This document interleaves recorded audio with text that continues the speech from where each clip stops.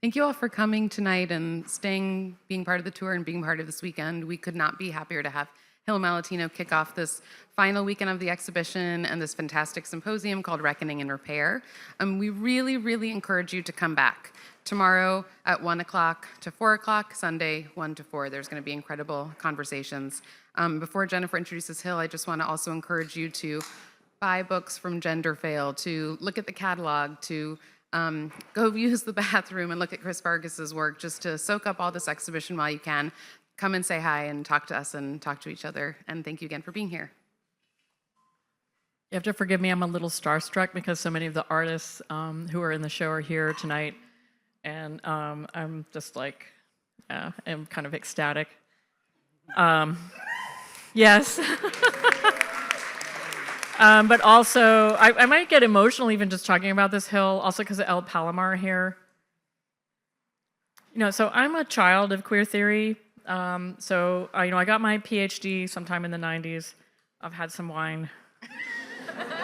And, and I studied with a woman named Eve Sedgwick, whom Nicki Green really reminds me of. You could be related to her.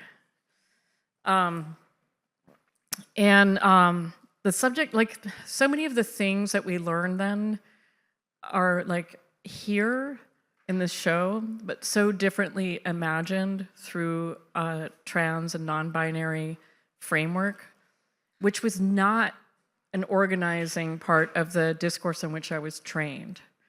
And Hil Malatino's book, Queer Embodiment, it's not even an argument, it's a simple observation, right? That intersex people and intersex experiences are central and defining in queer theory, but also disavowed. I'm a product of that education. If you go to Eve's archives, you might find a drawing from me that actually is a visualization of an intersex person. Because when I came into graduate school, I was very fixated on the intersex body as like a kind of an imaginary space that was really important to me for an attachment. But I'd never given words to what that attachment meant and the possibilities that were kind of embedded in that attachment. It was Queer Embodiment, Hil's book, that really, it's like an excavation of the soul for me as a reader. Sorry, I had to write down the titles of Hil's books because I knew I would be a little. We're really happy to have Hil here, and Hil has an essay in the catalog, and it's gorgeously written. Hil's a really important writer, and also moves between like a kind of a personal and a theoretical voice very effortlessly. I think that Hil's a really important example for people who are trying to find a way to write, especially in this moment. Also, Hil has a kind of sports practice as a climber. And I just want to acknowledge that here because that's another point of like identification we've yet to even really dive into. I've mentioned Queer Embodiment, which is from, I can't believe how much you've published in just such a short period of time. It's nuts. This is Queer Embodiment, Monstrosity, Medical Violence, and Intersex Experience. And so you can hear just in the title how important that book is to the conceptualization of this show. That's from 2019. Side Affects on Being Trans and Feeling Bad from 2022. And Trans Care from 2020, which was a Lambda finalist and was awarded a Publishing Triangle Leslie Feinberg Award for trans and gender variant literature. Hil's a really important voice and really a wonderful thinker, and it's been a pleasure to get to experience the way you write and think with art in particular. And I'm just going to turn the floor over to you, Hil. Thank you for being here today to kick off our symposium.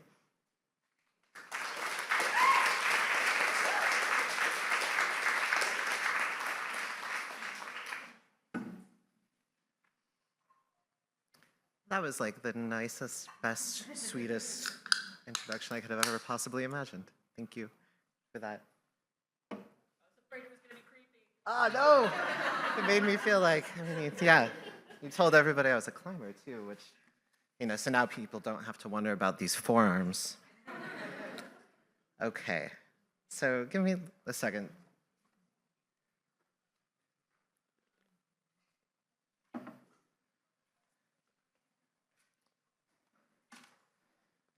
All right. Can you all hear me okay? Got like the classic trans mass problem of talking really softly and then not knowing how to hold a mic or stand close to it or whatever. So if I get quiet, just yell at me like I just did, like that. Just yell at me and I'll get closer to the mic. So I've been working on this talk today for the last 3 weeks. So it's probably not surprising to anybody in this room that like there's not a lot of art that shows up in it. Because every time I sat down to write about art, I was like, fuck! For obvious reasons. So the talk is called Heyday for Transsexual Paranoia. It's a fugue in 3 parts. I don't talk about why it's a fugue in the talk, and I maybe haven't figured out why it's a fugue yet, but I think it's a fugue.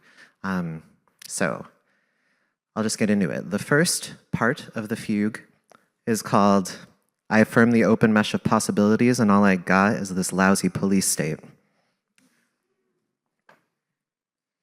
Oh, and actually, just a word.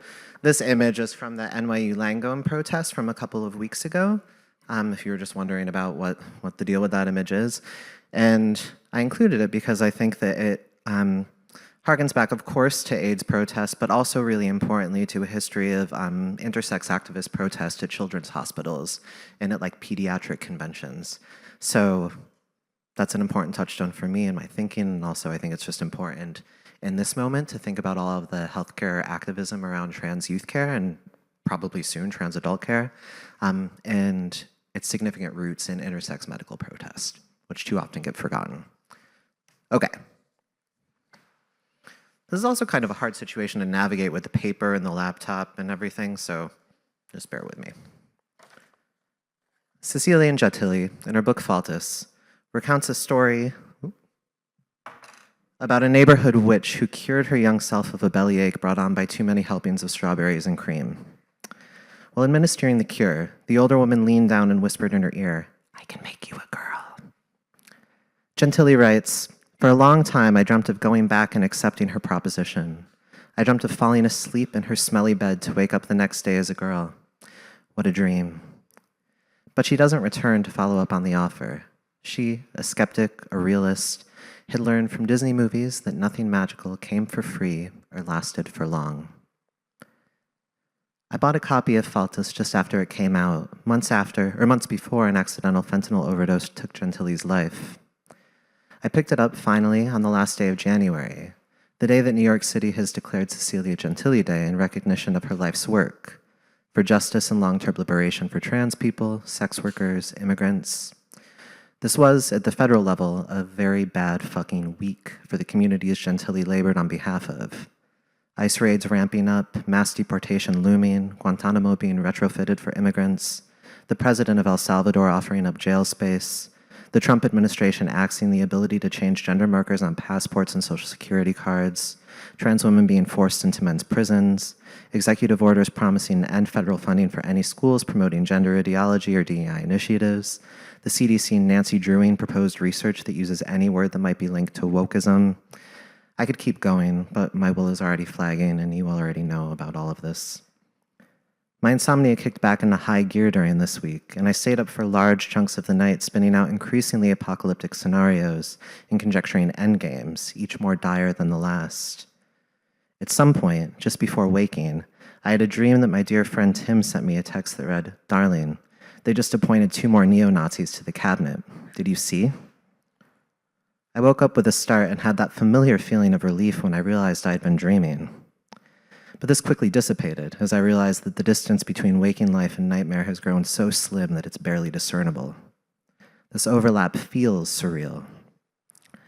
It's difficult to cognitively adapt to. This is, I suppose, what Steve Bannon means when he talks about muzzle velocity, a stunned silence as you struggle to adapt to the rapidly shifting contours of the political situation. This is not to say I wasn't prepared. I was, or at least I thought I was. Here's a quote from Eve Sedgwick that I'm sure some of you already know. The first imperative of paranoia is there must be no bad surprises. She goes on, paranoia requires that bad news be always already known. The last week of January forced me to admit that I am a paranoid reader of the world. I do not want to be. I've tried and tried to render myself attuned to the possibilities that inhere in the everyday, to be open to the emergence of the new, good, bad, or ambivalent. But I'm nevertheless there with Gentili, recoiling from her encounter with the neighborhood witch. You tell me something good is possible, I wait for the other shoe to drop. I refuse to get got. No bad surprises. Here's the thing. For years, I have imagined what might happen if the conservative playbook for regulating transness out of ostensible existence were to be successful. I've thought about what it would look like for gender-affirming care to be outlawed for both youth and adults, for communities to become deputized to snitch on caretakers of trans kids, for the government to refuse to process gender marker changes, for the most reductive and wrong definitions of biological sex to become legally enshrined and institutionally laminated. I've never once, for a moment, had an uncomplicated faith in a narrative of progress. I've instead thought, pessimistically, many times, there is no bottom to the horrors. I've sometimes considered this a personal disposition towards the negative, but I've also thought of it as a generational rift, the product of coming of age in the bad old days when transition was a bureaucratic nightmare, when casual transphobia was so deeply ensconced in popular culture, when trans people were so brutally and derisively abjected that we were, at best, a joke, when trans embodiment reliably solicited radically invasive forms of curiosity and speculation. This is living memory for many of us, a past that hasn't gone anywhere, a brutal tide that breaks over the shoals of trans lives again and again.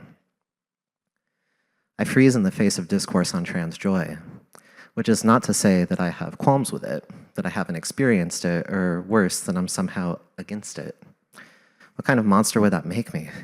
The kind of monster I want to be. Other monsters are preferable. It's that the paranoia isn't easy to shake. And these past few weeks have been an awful reminder that the paranoia, as much as I might want to shake it, is, well, justified. Like Cedric says, paranoia knows some things well. As I'm working on this, I get a sweet email from a colleague in Sydney, concerned about the current course of political events over here. She quotes me back to myself, a line from Trans Care that I wrote a few days after the first Trump administration attempted, according to the New York Times, to define transgender out of existence. Back then, in 2018, I wrote, "To be made juridically illegible is a form of erasure and exclusion, to be sure, but it's not as if we'll stop actually existing." Now, I'm not so sure. Now, in paranoiac mode, I think that it depends on how we locate the locus of existence and how that locus becomes embattled and attenuated, rendered possible or impossible. This is a tricky business. A few days after that email, a friend told me about a graduate student who had recently changed their name and pronouns. Now, a few days into this administration, they were asking the professors to go back to using their birth name and assign gender. What does it mean when someone reanimates a dead name, a former way of being known in the world, because it feels too unsafe to live into some other way of being? It's simply true that a softening of gatekeeping procedures, expanded insurance coverage, support for youth transition, and the cutting of red tape that made bureaucratic name and gender marker changes easier to come by has meant more people transitioning. This is something to celebrate, not lament. But it also raises questions. How many people will decide not to transition or not understand it as an option over the next few years, provided this administration has its way? They're betting that a removal of the material enablements, material enablements translates to the cessation of trans existence, or at least a decrease in numbers. I remind myself that DIY transition is always a possibility, that hormones are relatively cheap and widely available, at least for now. Technically and technologically speaking, they're a particular cat that's going to be very hard to put back in the bag. But in the calculus of drive to headache, it feels true that the headache will, for a lot of folks, counteract the drive. Floating down a creek with my friend Monica one day, she tells me that if it had been easier, she would have had top surgery when she was younger. She's in her early 50s now, and she says it's too late to bother. So this next section is called Technically People. Recently, I had the enormous privilege of workshopping an early draft of Talia Betcher's forthcoming book, Beyond Personhood, an essay in trans philosophy. This is like classic Talia. There are some words, behind her. The words are all really important to the book, but it's not quite clear, I think, on first glance what they're doing. So hopefully you'll understand it a little bit better after the next few paragraphs. In this book, she uses the phrase technologies of personhood to describe clothing, hormones, surgical procedures, wigs, and other sundry accoutrements that help one signify in the world, in relation, in the ways one desires. In past work, I have used the phrase technologies of transition to mark this ensemble, usually with a lengthy caveat that these technologies are not exclusively utilized by trans people. Non-trans people too have top surgery, take hormones, etc. all the time. But Talia makes a universalizing move. She skips all that and gets directly at the underlying point, which is that personhood is fundamentally reliant on all sorts of technologies, all sorts of extensions, all sorts of connections. Personhood is technical. Every person, to be a person in the multiple worlds in which they dwell, utilizes technologies of personhood. There's nothing uniquely trans about it, unless we're thinking of the various foreclosures, blockages, and punishments some of us encounter as we go about this very mundane, universal business. Indeed, it is in a description of such a situation that the phrase appears, when Talia is describing the routine denial of basic technologies of personhood, wigs, bras, hormones, to trans women in prison. While the phrase appears only briefly in the text, it has massive ramifications for her argument, which is less about developing an account of the specificity of trans experience, though it's grounded in and theorizes from those experiences, and more about illuminating the ways in which the most basic assumptions about personhood, embodiment, and gender actually get the process by which we assume a body fundamentally wrong. She starts from the assertion that the meanings that attach to the naked body are not pre-cultural, that nakedness is not merely natural. Instead, she argues that nakedness is a socio-moral phenomenon. Quote, "Without the social phenomenon of being clothed," she writes, "there could be no corresponding social phenomenon of being naked." She goes on to suggest that we understand men, women, boys, and girls within what she calls the folk system of interpersonal spatiality, not as merely biological organisms subsumed within the folk system, but as vestorgs. That's kind of like a day-turned use of cyborg, which are not organisms, but organism artifact complexes, since even without them on, the artifacts, that is clothes, accoutrements, technologies of personhood, the artifacts are necessary to their constitution. Again, in short, personhood is technical. She focuses on the philosophical underpinnings that enable the naturalization of what she refers to as the folk system of interpersonal spatiality. And that's the term that she's actually just giving what we might call like the light side of the colonial modern gender system, or just like gender. For Talia in her work, it's the folk system of interpersonal spatiality, which I think has radical implications. So, that gives social meaning to binary sex differentiation. What we too casually call sex/gender is, to quote her, a differentiation in types of boundaries and in boundary structures that produce two types of interpersonal objects, male and female, each of which can be distinguished in terms of maturity, boys and girls, men and women.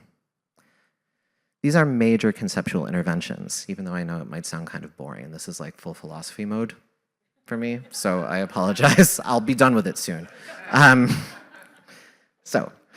Major conceptual interventions. Instead of sex-gendered subjects, we have interpersonal objects.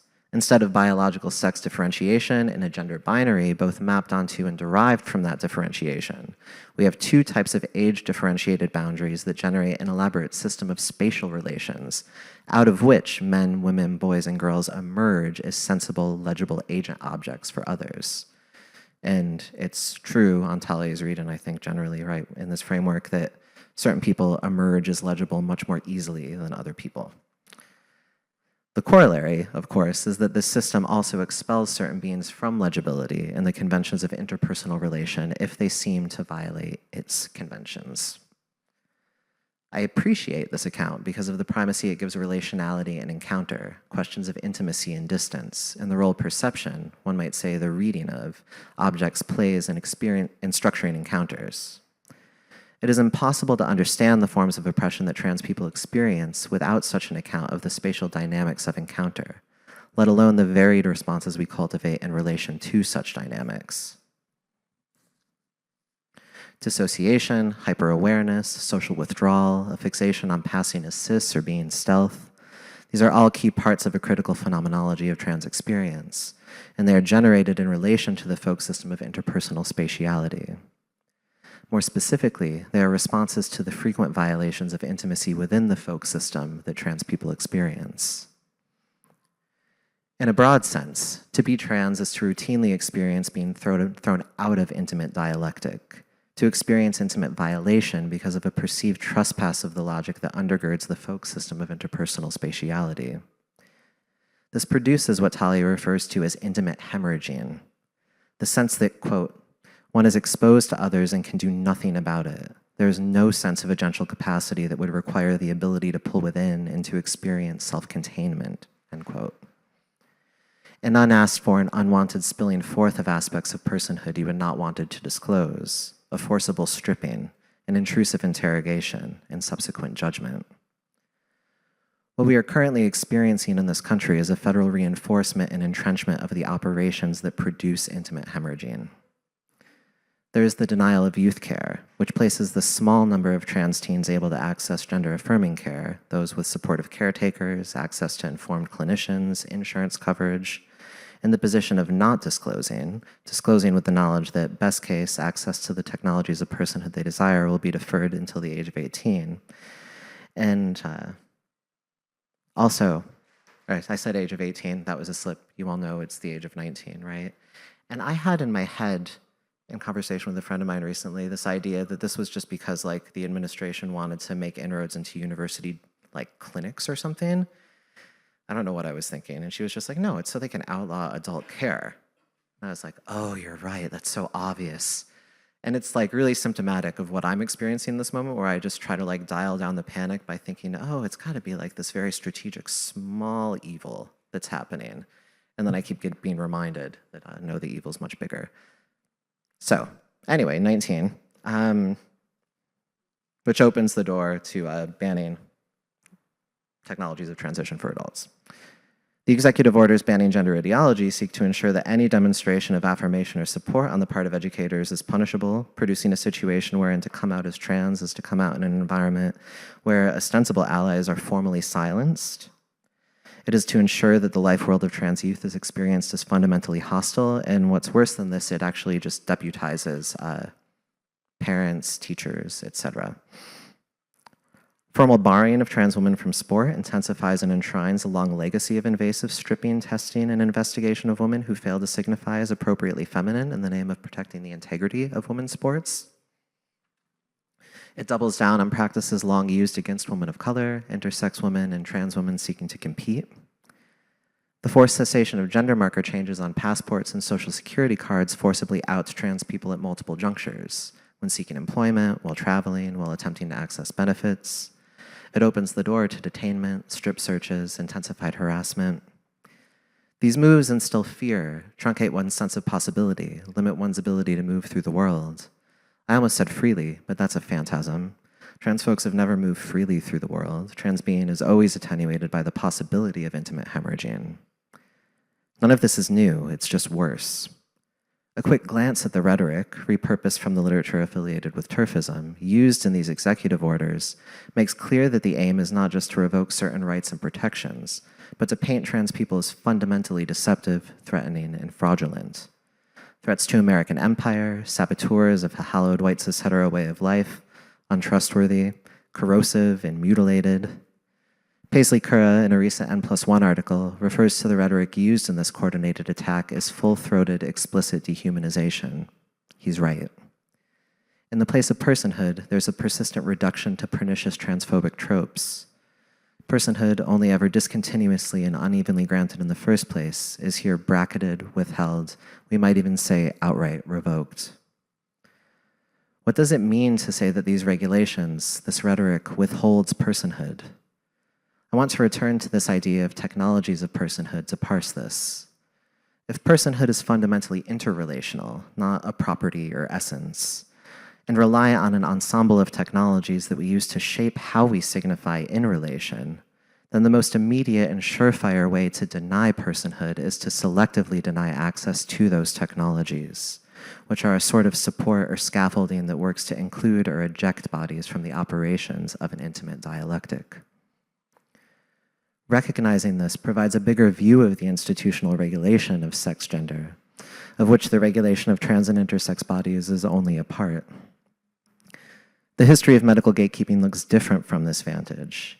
It comes into view as a kind of regulator valve, controlling influx to stabilize and keep coherent an extant folk system that we've come to call a few different things: heterosexuality, the sex-gender system, the colonial modern gender system. Loosening bureaucracy, opening the gates, this means a destabilization of that system. I remember Susan Stryker giving TSQ over a decade ago the slogan, "We're changing gender." This is what she meant.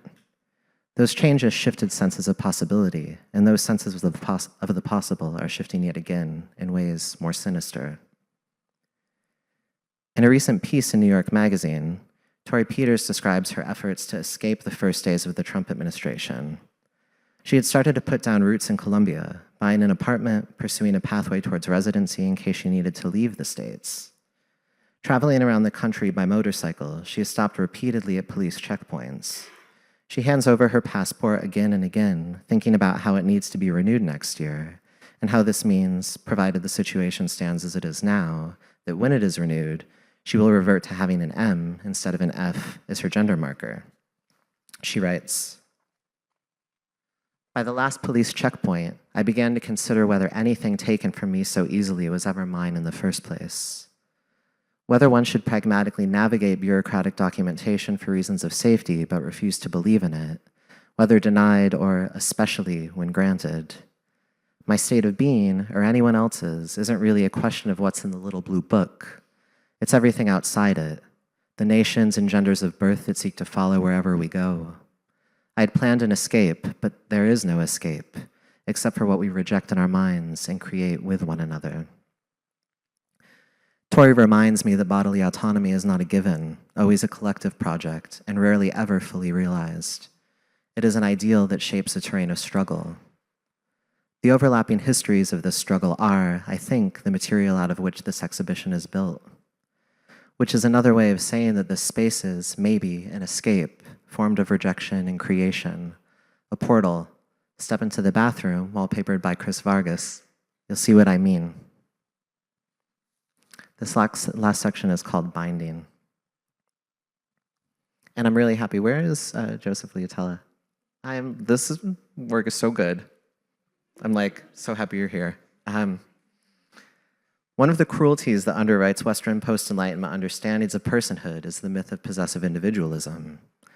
If we are raised under that particular conceptual tyranny, it's quite difficult to acknowledge the basic fact of interdependence and the centrality of communal care work and our linked and ongoing efforts to keep on living. A meaningful conception of bodily autonomy necessarily avows the networked, relational, non-individuated character of autonomy, the technical, ethical, and epistemological scaffolding that make possible any informed decision about one's body. An investment in possessive individualism, the way that investment sediments an understanding of the body as property, works in direct contradiction to an affirmation of bodily autonomy. It necessitates corporeal alienation. Nevertheless, it remains hegemonic. Even in my own relation to the current and imminent disasters and impasses, I find it hard to sidestep a kind of fucked up, rugged individualist prepper mentality, a desire to hoard hormones and protein bars and cans of lentil soup, just in case. I've been wondering about how to effectively dismantle such an investment in both psychic and material dimensions. I've been thinking with the pieces in this show, asking about the lived realities of alienation and dissociation, and about how repair is possible, which means I've been thinking a lot about binding. To think about binding, about being bound, is about learning to see and dignify connection, shared stakes, and fates. It's a necessary step towards ethical and political accountability. As anyone who's ever used a binder knows, it's not without a certain degree of discomfort. Take Joseph Liatella's hemp-yoked volumes of the Diagnostic and Statistical Manual of Mental Disorders 4, in On Being an Idea. In this piece, Liatella clusters the thick volumes sometimes referred to as Psychiatry's Bible, roughly 1,000 pages covering all known mental disorders, in groups of 2, 3, 5, and 6. He binds them with a variety of gorgeous and complex wraps and knots. Weighty, dense, carefully and elaborately tied together, they rest, unable to be easily opened, on a white platform underlit by saturated bright red LED lights. The pages of the DSM, key to the history of pathologizing transsubjectivities and gatekeeping access to transition-related technologies, stay closed, sealed, fall into obsolescence as if they'd been impacted by a charm to ward off their stigmatizing power. The piece dramatizes a gathering and containment of the logic of disorder, but graces this containment, a kind of metonym for the many subjects bound together through the diagnostic work of the DSM, with a beautiful binding. To be tied together is constraining, yes, but it's not without its pleasures, not without its simultaneous enablements. The subtitle of On Being an Idea is The Right to Live Without Permission, which is a fragment taken from a statement by the Barcelona-based group Guerrilla Traveloka, which spawned another group called Transbloc, whose politics were deeply inflected by anti-psychiatry, depathologization, and the demand for bodily autonomy. It's likely that Liatella encountered this quote in Preciado's Testo Junkie, where it appears beneath quotes from Donna Haraway and Kate Bornstein, the third epigraph to a section titled The Micropolitics of Gender in the Pharmacopornographic Era, Experimentation, Voluntary Intoxication, and Mutation. And this is my desk. And some of the weird shit, I'll talk about this in a second, that I'm reading as part of a project on Reed Erickson, the millionaire transsexual. I'll get to that. But, okay. Liatella quoted the longer statement in a post about the show on Instagram. So I've been on your Instagram, and I was like, this is very helpful context. And I want to reproduce that quote here to put the work in a larger context. We champion uncertainty, believe in the possibility of looking back as if it were a step forward. We think that no process of construction should be imposed as irreversible. We want to make the beauty of androgyny visible. We believe in our right to get rid of our bandages to be able to breathe, or to never remove them, and our right to be operated on by good surgeons, and free access to hormonal treatments without having to resort to psychiatric permission forms, and our right to self-medicate with hormones. We demand the right to live without getting anyone's permission. The version of the DSM in Liatella's piece was the last to contain an entry for gender identity disorder. The DSM-5 replaced this diagnosis with that of gender dysphoria, eliminating the stigmatizing language of disorder and instead focusing on felt distress, a move that was widely heralded as an end to pathologizing understandings of transness. Whether it actually was is a different question. But here, I want to highlight the collective's emphasis on self-determination, the rejection of teleologies of transition, and their call for a kind of historically transversal understanding of trans embodiment, which necessitates a profoundly ethical embrace of uncertainty and, as they say, a belief in the possibility of looking back as if it were a step forward. Lately, I have very much been looking back as if it were a way forward.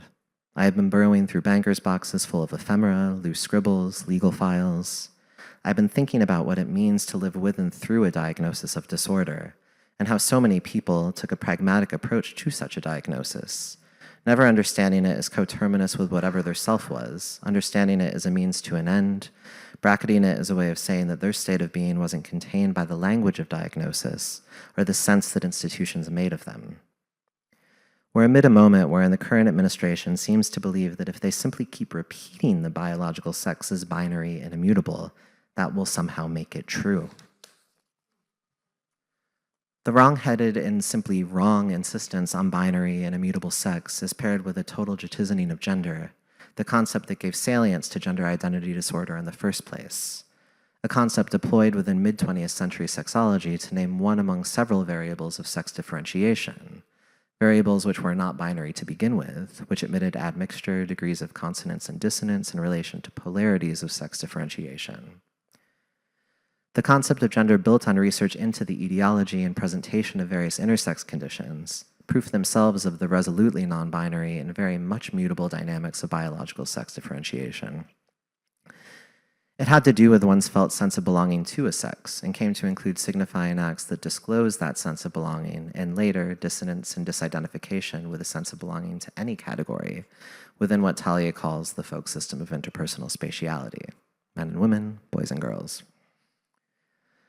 But amid the flourishing usage of gender-related terms, gender identity, core gender identity/role, there were discontents. I mean, of course there were. I become increasingly obsessed with trans dissent in this moment of consolidating medico-scientific authority, particularly as it clustered around the question of etiology. If gender was a felt sense of belonging, or not, to a sex, where did this felt sense of belonging come from? Infamously, sexologist, or as he preferred, sexosopher, John Money, claimed it was a product of socialization, roughly sedimented by age 2. How dry, how fixed, how bafflingly non-agentic. To think that the psychic and material life of gender is hardwired around the time you started chatting with the world around you. To think that any further experimentations and adventures are irrevocably shaped and constrained by whatever happened to have happened in that brief temporal container, a kind of black box full of events simultaneously irretrievable, ineffable, and enduring, just sucks. I struggled with how to finish that sentence. And that was what I decided on. Part of demanding the right to live without permission is insisting that the story doesn't end at the age of 2, refusing the notion that the rest of life is mere accommodation to an already inscribed identitarian truth, and the companionate idea that the job of a clinician is to reveal and assess that truth, to ascertain its reality status. For some of us, the why of how we are might be a bandage we live with, content to leave intact what it shrouds, out of sight, out of mind. For others, it might be one we remove to try and suss out the state of what's underneath. This might mean we find ourselves, maybe quite suddenly, in the domain of the metaphysical. A few years ago, my mother died of cancer. While she was sick, we were talking about bodies. A firm believer in reincarnation, she was getting ready to leave hers behind, to transition into whatever was next. She asked me about how I felt in my body, post-transition. I shrugged. It's epiphenomenal, just the vessel I happen to be in. My body, a rented and renovated space, a little more livable now. Did I believe this? I said it casually, easily. My mother nodded, said, "That's what I think too." What's a gender in the face of death? It deeply shapes the terms of your living and your dying, but you can't take it with you. Or can you? After she died, I took a ferry to Vancouver Island to spend time at the transgender archives at the University of Victoria. I was lured there by the 48 boxes that comprise the archive of Reed Erickson, born 1917, died 1992, engineer, millionaire, philanthropist, transsexual. I know there are some Erickson fans in here. I'm looking at, yeah. So yeah, this is a little bit about our problematic fave. I became rapidly obsessed and have spent many weeks with his archives over the past 3 years. I've learned about his extensive experimentation with drugs, psychotropic and non, his long-term relationship with ketamine, his ashrams, his belief in past life regression, his desire to open an institute for advanced metaphysical studies, his publication of New Age philosophy, his understanding that under the right conditions, which typically involved ketamine, he could receive communications directly from God, and I think you can see some of the echoes of this in the Schreiber piece and also in the Schreiber memoirs, so yeah. After encountering all this, I would add aspiring mystic to any list of nouns used in conjunction with his name. I wonder even about using the modifier aspiring. Who am I to judge? I'm in the William James camp. When it comes to mystical states, and this is a quote from James's Varieties of Religious Experience, my own constitution shuts me out from their enjoyment almost entirely. And I can speak of them only at secondhand. I was talking with Susan Stryker about Erickson a few months ago. She, a formidable historian, has probably the most prodigious grasp of the nexus of sexology, transactivism, Cold War politics, New Age philosophy, and psychotropic drug use that shaped his milieu during the last 30 or so years of his life, most of which he lived between Ojai and Mazatlan. She gave me a long list of recommended reading. She also told me that an ex of his once described him as so credulous his brain was liable to fall out of his head. My brain, on the other hand, is pretty definitely locked in, at least for now, unfortunately. His credulity offers lessons, though, especially to my skeptical, paranoid ass. If your social world is anything like mine, you've been inundated with assertions that the state can't change who you are. It can make your life difficult, but it can't make you any less trans. As the old saws go, trans people exist, we have always been here, and so on. Fine, I think. I understand the sentiment, the rhetorical sway, even the historical logic. I think there are other, more exigent questions that these assertions leave unaddressed that have to do with material considerations, questions of survival and livability, resource access. Knowing that you're trans isn't the problem. The evisceration of the epistemological, social, and political scaffolding that might support that existence is. From that vantage, the palliative impact of such assertions is, let's say, limited at best. I'm more and more sympathetic to Reid's take. This is a man who, for much of his adult life, was occupied with the task of expanding what we might now call resource access for trans people. He partially bankrolled much of mid-20th century trans medicine and started an organization, the Erickson Educational Foundation, that laid the groundwork for the legitimation of trans medicine. After aiding the formation of the organization that would become the World Professional Association for Transgender Health, he felt secure in handing the baton to a growing group of medical and therapeutic professionals committed to providing access, albeit limited, to hormonal and surgical transition. He is most certainly rolling over in his grave right now. In the late 1970s, he turned his attention elsewhere. He bought a mansion a few miles from here. This is the Google Street View. In Country Club Park, to house an institute for advanced metaphysical studies. It was to be, this is actually the mansion. You cannot see it from the street. I have tried. You have to like peek in through the gate or hope you can follow a landscaping crew in. All right. So this Institute for Advanced Metaphysical Studies was to be dedicated to the study of self-integrity, metaphysics, and metamedicine or shamanism. These are Erickson's words. For very dramatic and complicated reasons I'm happy to talk about in the Q&A, the Institute never came to fruition. Nevertheless, it is a dramatic signal of his turn towards mysticism. He started planning a conference on the therapeutic uses of ketamine to be held at Esalen, the institute that has long operated as a kind of ground zero for the human potential movement. He titled this conference The Keys to the Kingdom, and he meant the kingdom of God. He called ketamine colloquially Key K, because he thought it was one way to open the door to that kingdom. This, too, never came to fruition, again, for very complicated and dramatic reasons that also involved ketamine, and cocaine, and evading drug charges, and fleeing to Mexico, which I'm also happy to talk about in the Q&A. Here he is in 1975, writing a note to Zelda Suppley, the woman who helped him run the Erickson Educational Foundation, for a book on transsexuality in the New Age that also never came to fruition. In the archives, it's sandwiched in between a reminder to send his friend Marcia a caftan and a list of vinyl records, all classical, that he wants to have replaced. He writes, "The incidence of transsexuals is just another illustration of how stupid humans are in trying to set up a limited number of categories for the infinitude of God's kingdom. There is no such thing as male and a female. Any definition of maleness or femaleness would have to be arbitrary. Recognize it as such, and don't expect nature or people's natures to take heed of human divisions." He goes on, "You are you. If another finds this unsatisfactory, that is his or her problem, not yours, even though there are those who try to make it seem so, including society, doctors, psychiatrists, parents, etc. But all of those wise men speak through ignorance of divine law and ignorance of your personal integrity." For Reid, to be trans is to be in possession of a form of self-knowing that is fundamentally at odds with and necessarily distrustful of both institutional authority and any taxonomical logic on offer. He doesn't search for an etiology. He's not concerned with why he is the way he is, but he's convinced that it's a question that extant and future sciences will be unable to answer. Human categories and their modes of inhabitance, what Talia would call the folk system of interpersonal spatiality, are limited, arbitrary. Reid says they're stupid. I feel that. They're heavy-handed reductions of the manifold complexities of being enfleshed in this world.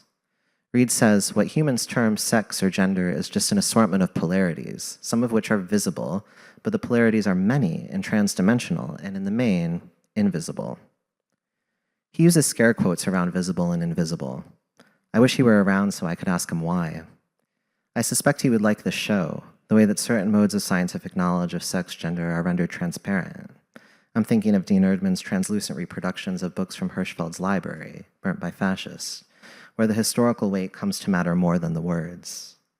He'd appreciate the careful attention to more opaque dimensions of enfleshed experience, like El Palomar's visual translation of the visions of gender transformation experienced by Schreber. It is possible, Erikson seems to say, to see the unseen, to unsay the said. This is how we might become attuned to a beyond of positivism. I see this too, and say it with him. Thanks.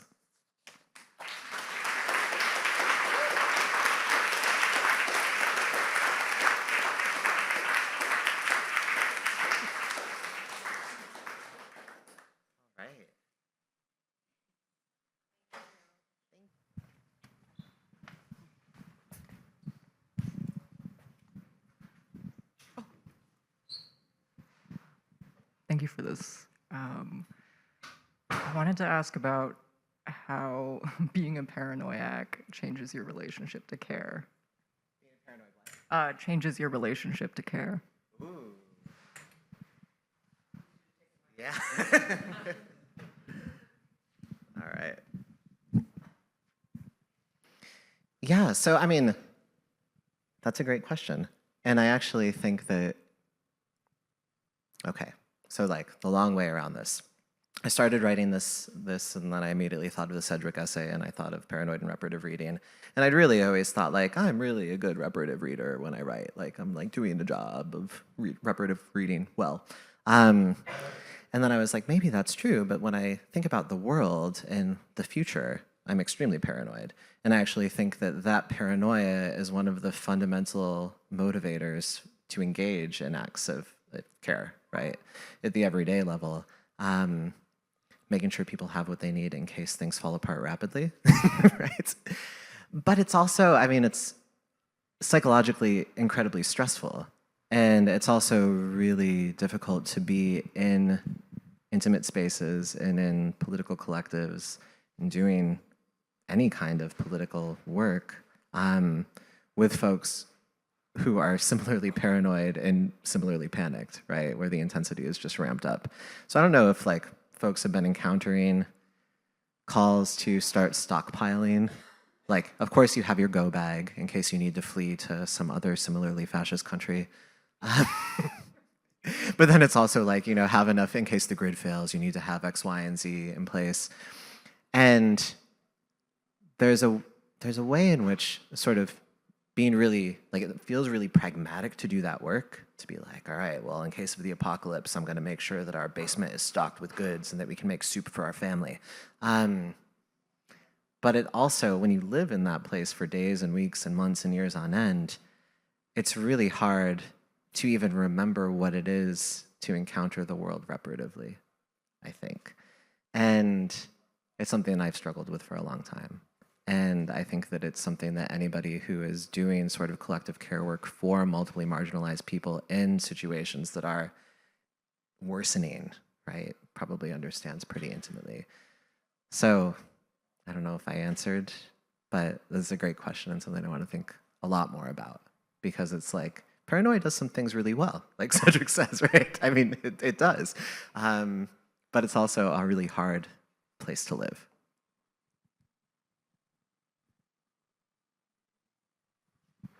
Can you tell us all the drama about Reid that you alluded to? Where is that coming from? Hi. I don't know if I can tell you all the drama about Reid, but I will say that Cam Cannon is writing about Reid Erikson, and Chris Vargas knows a lot about Reid Erikson too, so they can probably fill you in on some of the drama that I miss. But the one thing that I've been writing a lot about is Erikson's relationship with One Incorporated, the homophile organization. That was the organization that eventually led to the creation of the One Archives, which are just a few miles from here. And in the mansion, right? So the Milbank mansion that I pictured is a mansion that Erikson bought, I think today it would probably list for like 6.5, maybe 7 million. Ericsson bought it for about a little over 1 million. In the early 1980s, he bought it from a millenarian cult because they were about to sell their properties in Southern California and move to Montana to prepare for the apocalypse, which was a product of like Cold War or nuclear power. Yeah, that's another story. But anyway, he bought it from this cult, and the cult members were homophobic, so they had to disguise the fact that it was the property was going to be partially used for this Institute for Advanced Metaphysical Studies, and also partially for the one Institute for Homophile Studies.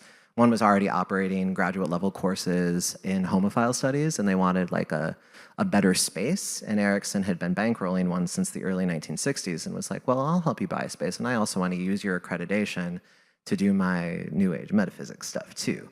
And the guys, and they were all guys, with one were like, cool, we'll take your money, but we don't know about the metaphysics.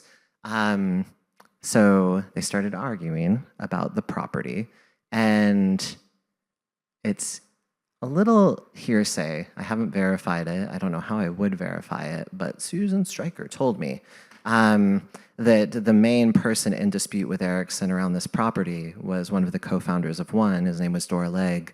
And Susan says that she suspects that Doyle staged a drug bust to Ericsson's property in Ojai to get him arrested, so it would make it easier for One, Doyle, and One to take over the full property, the full mansion, from Ericsson.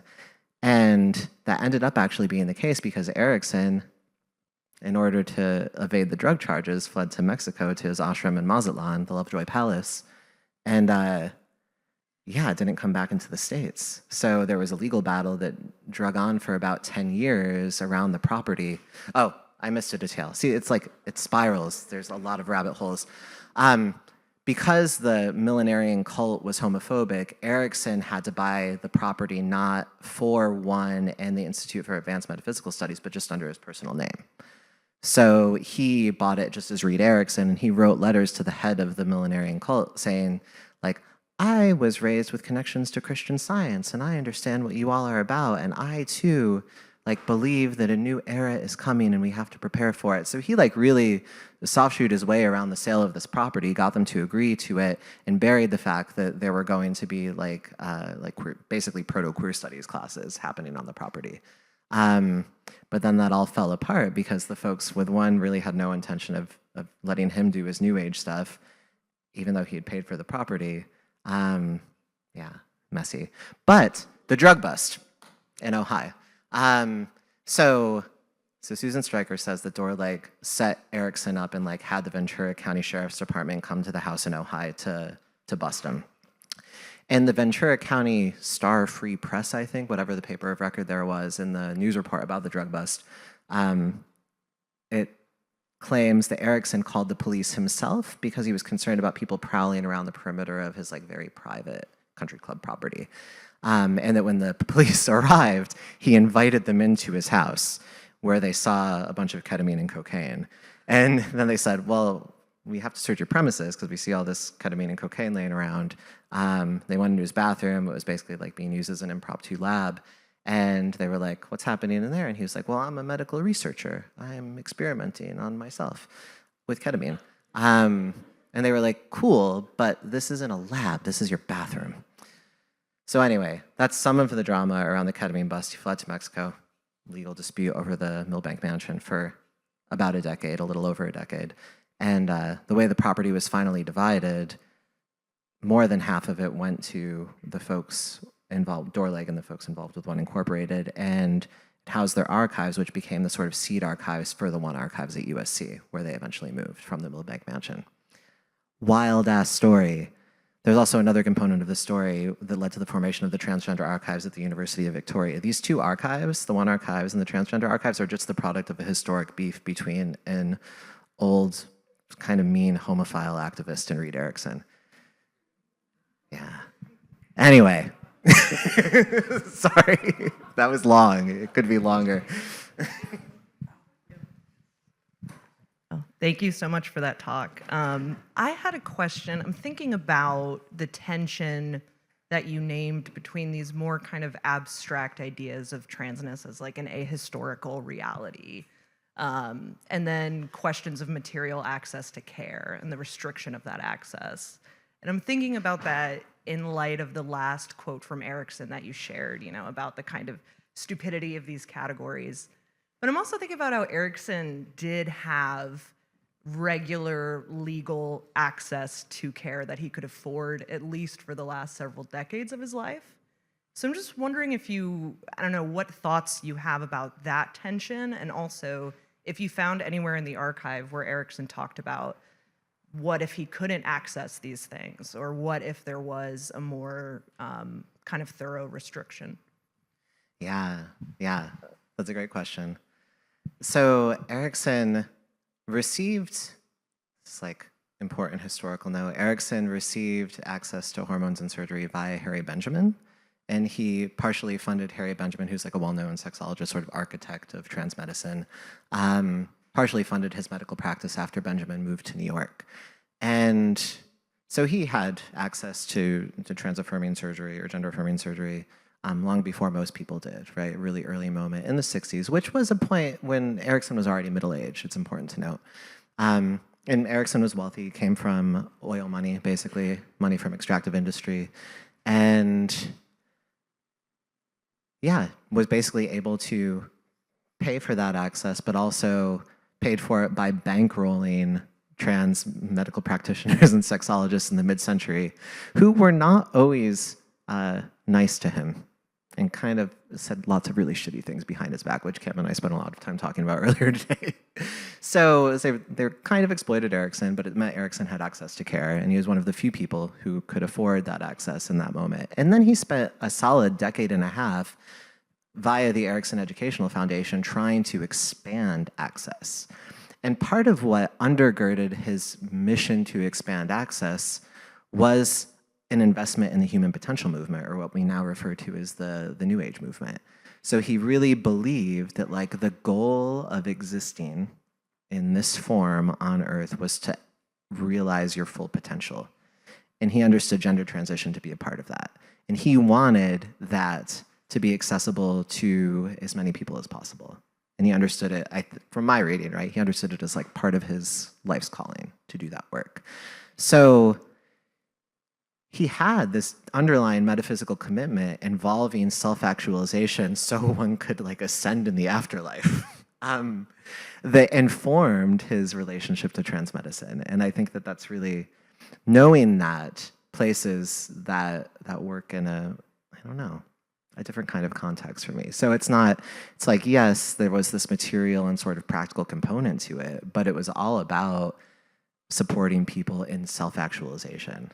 And he was reading all of the big 60s and 70s psychological texts about that. Like, there are notes where he's like, recommended reading after pieces like this, and it's like the Bible and Rollo May. So, yeah. I didn't answer the question fully. No, that's perfect. But yeah.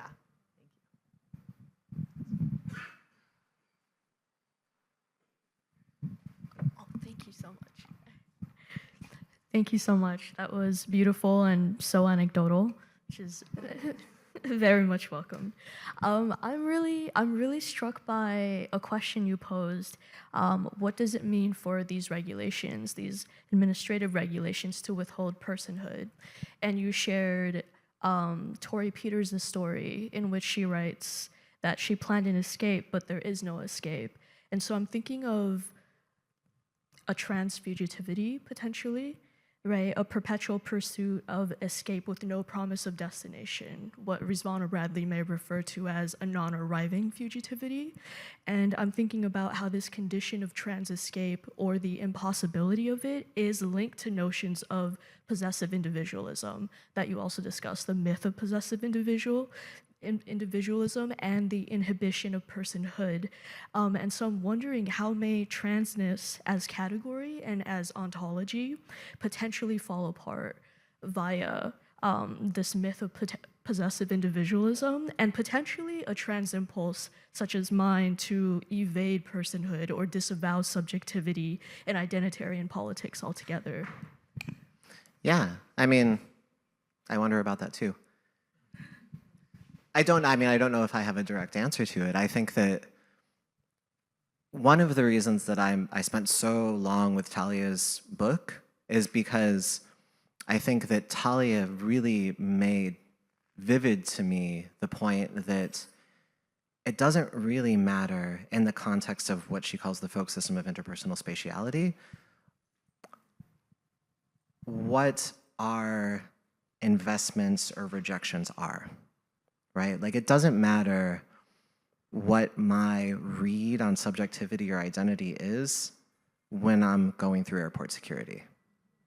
In that moment, I am an object, right? I'm an object in relationship to the state apparatus. I'm an object in relationship to the security, right, technologies.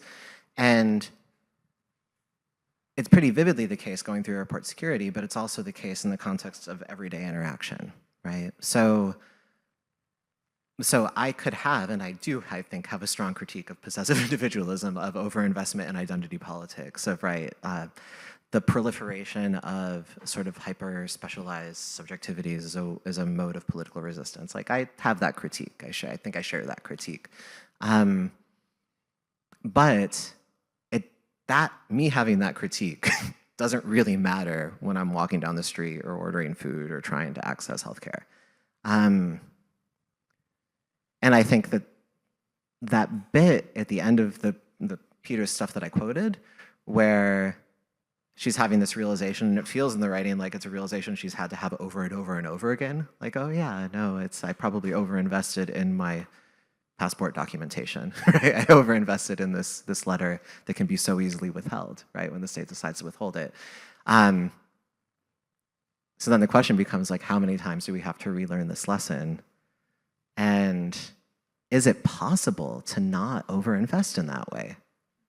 Right? Like, is it possible to be like, I don't really care what you know, whether an M or an F is on my passport? People are going to have different answers to that. But I think it's an important question to keep asking.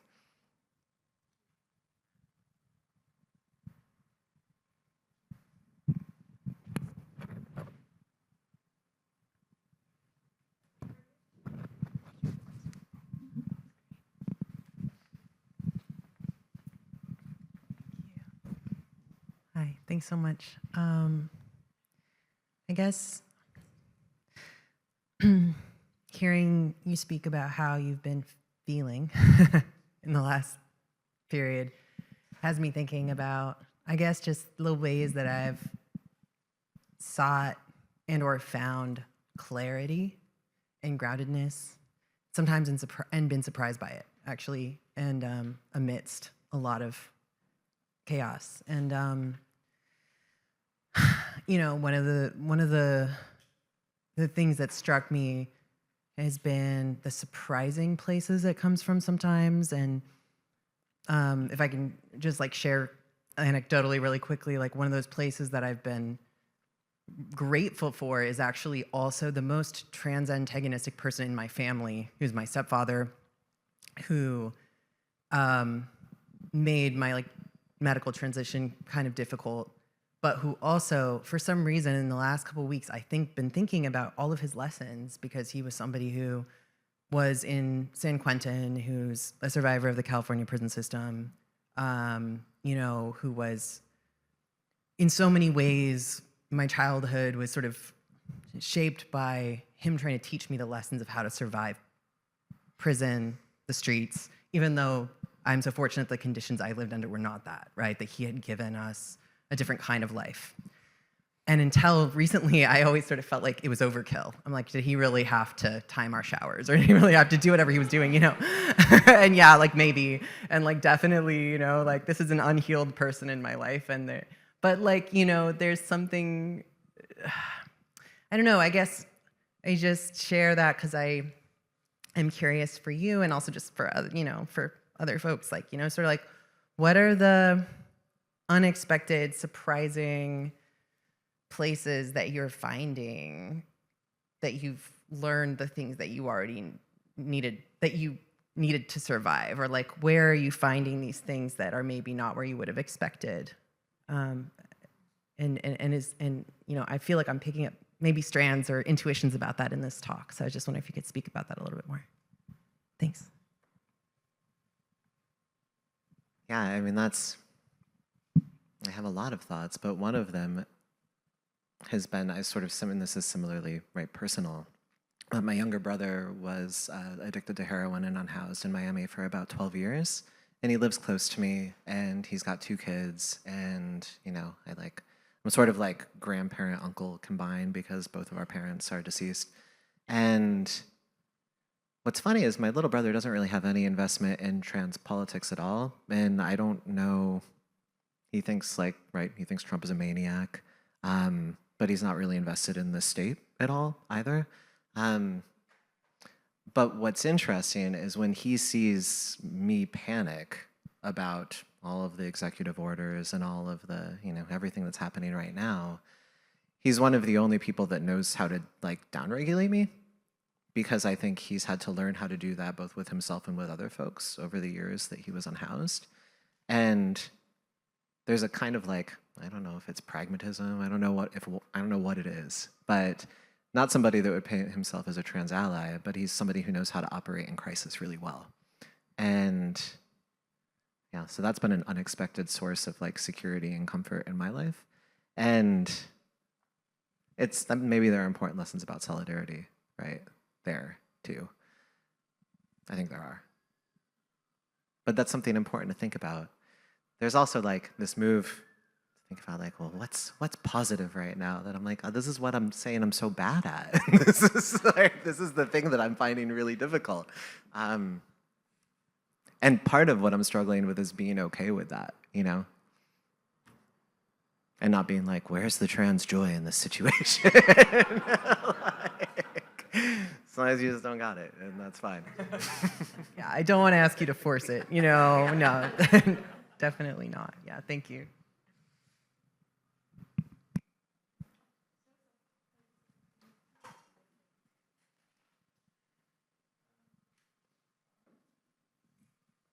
Hello? I think I'm having the trans mask mic problem. Let me talk. I saw you have it earlier. I was like, yeah. I know about that. Thank you for the talk. It was amazing. I think I love this sort of synthesis that's happening between these sort of spiritual questions of the why when we talk about both Rita Erickson, but also what can be given and taken away and what is actually eternal. And I'm thinking also a lot about when we talk about what can be given and taken away. I'm curious your thoughts on who gets to actually define personhood and humanhood, and how being able to revoke one's personhood, if someone can define that, which I personally don't believe they can, requires a sort of level of dehumanization, not just to the other person, but a condition of internally to not actually be in touch with one's own humanity. So I guess I'm curious about this intersection of these deeper sort of spiritual questions, both of what can be given and taken away, and also how you see that and also with Cecilia, she was such a anything it takes kind of lady, had such a vibrant positivity despite facing conditions I personally cannot imagine. And so I guess this is sort of not necessarily the most, formed question, but I'm just thinking about how all those things intersect and her having that interaction being no, I'm going to get it myself. I won't take it from you because you'll say you can take it away from me, but I'm going to get it myself. And I think I'm just curious about what your thoughts are in that time, because I think a lot of us are being asked to think about how we're going to get it for each other and get it for ourselves right now. I mean, I think that's a great question, and that refrain in the paper that is from Talia's work about personhood being technical, I think is the way that I've been trying to think about that, right? So if personhood is not a property in essence, if it is in fact something that's supported relationally, right? It's not necessarily bestowed either, but it's supported relationally or it's not. And it can be supported robustly or it can be supported very minimally or really not at all. Then the question becomes, how do we create support structures that that make personhood possible, when part of the craftiness of the conservative playbook is that they seem to understand very well the fact that personhood is enabled by all of these material supports, and they've targeted the material supports, not used rhetoric to refuse the personhood, right? They're actually very deliberate about not using rhetoric that says trans people aren't people. They say everything but that, but it's very clear that that's what they think, right? But how, so then it's like, okay, well, you can think about like mutual aid and communal care, and how do we create these support structures for one another that make the technicality of personhood possible in relation. And it's like, I think that's crucial, and I think it's important work to do. But I also am trying to be practical about its limits, right? I mean, there's only so much that mutual aid, it can only work so far as a stopgap. And at some point, I've been wondering, like, when does an investment in mutual aid actually just continue to enable state dispossession? That's a tough question, right? So, but it makes the refrain of like, well, the solution is mutual aid and collective care. That's become too easy in my thinking, right? It's like, it's important, but I think there's a horizon beyond that, and there are demands beyond that. Yeah, and I think that they understand, they meaning like the right, which is also in some, is kind of like a divine law, quote unquote, is like an idea shared makes it more powerful. And I think like using that could be very beneficial to where we are now. Yeah.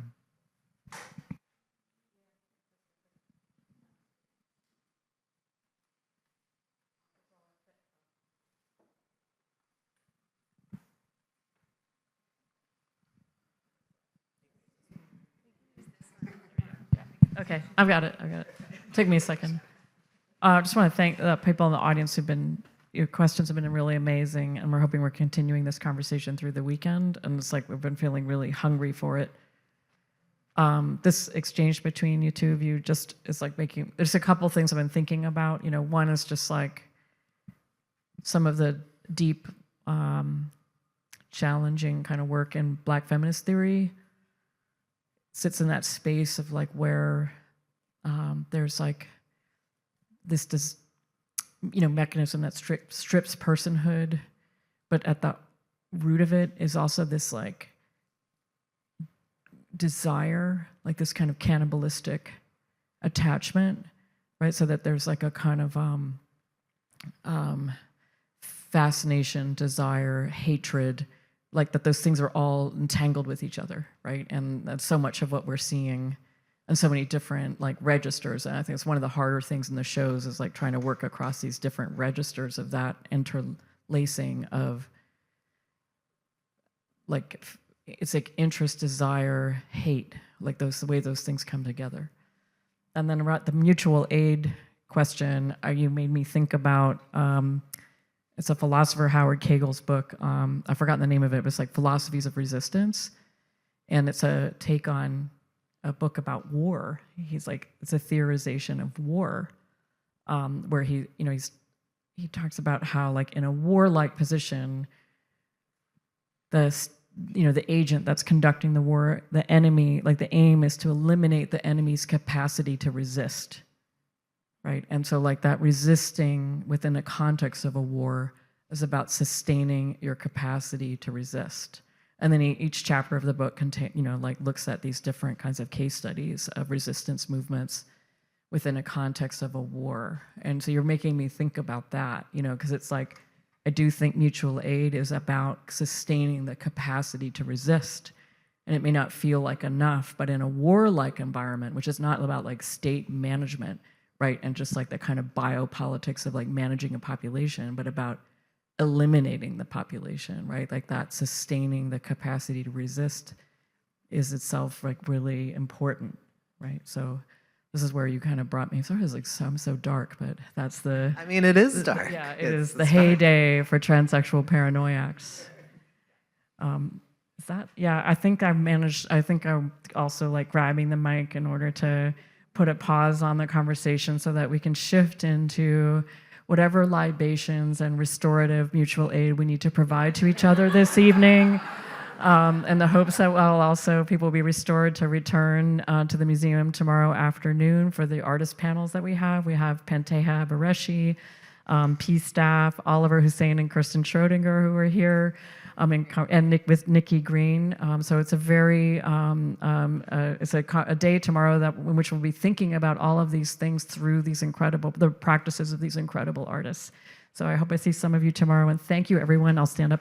Thank you everybody for coming out. Jeanne, it was really special. Thank you, Hil.